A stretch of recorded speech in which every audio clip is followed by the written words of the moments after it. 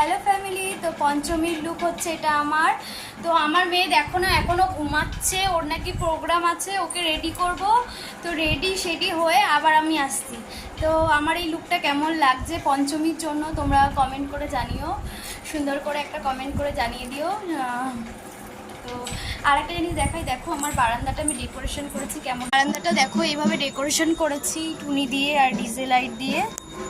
তো কেমন লাগছে দেখো, পুরো একদম যাকে বলে রাস্তাতে, খুব সুন্দর। তো পরে আবার আসছি, পরে আবার দেখা হবে, টাটা।